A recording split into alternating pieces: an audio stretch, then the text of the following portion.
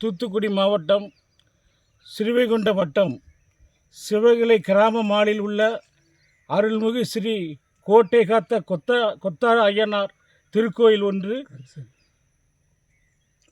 உள்ளது. இந்த அருள் தரும் கருப்பசாமியே சுமார் தூத்துக்குடி மாவட்டத்தில் உள்ள 350 வரிதாரர்கள் தேவேந்திரகுல உறவுமுறை சார்ந்தவர்கள் அனைவரும் ஒன்று கூடி வழிபடக்கூடிய ஒரு தெய்வம். கடந்த 25 வருடங்களாக 5 தலைமுறையாக வணங்கி வந்த இந்த தெய்வம் தற்போது சில ஆதிக்க வர்க்கத்தினால் நீங்கள் வழிபடக்கூடாது என்று அரசியலமைப்பு சட்டம் வலியுறுத்தக்கூடிய வழிபாட்டு உரிமையை கெடுக்கும் விதமாக இந்த பகுதியில் அந்த கோயிலை மறைக்க வண்ணம் ஒரு தீண்டாமை சுவரைப் போல ஒரு சுவரை கட்டி அந்த மக்கள் வழிபடும் உரிமையை அடியோடு தகர்க்கும் முயற்சியில் நிரந்தரமாக ஒரு சுவற்றை எழுப்பியுள்ளனர்.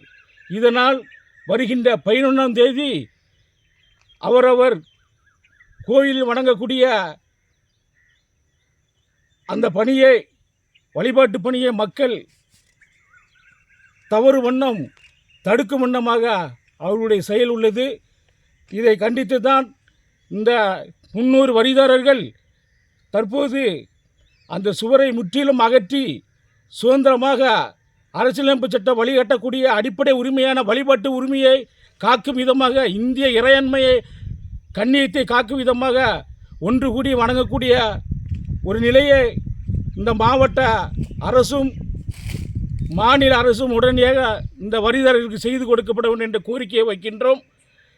வருகின்ற 11ஆம் தேதி உத்திரம் அன்று அந்த ஒரு எளிய மக்களாட்சி பணியை அரசு நிர்வாகம் செய்ய தவறினால் தூத்துக்குடி மாவட்ட காவல்துறை, தூத்துக்குடி மாவட்ட ஆட்சியர், தமிழ்நாடு அரசும் மத்திய அரசும் ஒன்றிணைந்து அந்த கட்டியுள்ள சுவரை முற்றிலும் அகற்றி தர வேண்டும். இல்லாத பட்சத்தில் உத்தர தினத்தன்று வரக்கூடிய 250 வரிதாரர்களும் இங்கேயே தங்கி நிரந்தரமாக அந்த சுவர் அகற்று வரை போராட்டம் நடைபெறும் என்பதை இந்த நிகழ்வுகளை கூறிக்கொண்டு, எப்படியாவது எங்களுக்கு அரசும் மக்களாட்சி தத்துவம் சமூக நீதி காத்த இந்த அரசு எங்களுக்கு உதவி செய்ய வேண்டும் என்ற நம்பிக்கையில் இந்த கோரிக்கை வைக்கின்றோம்.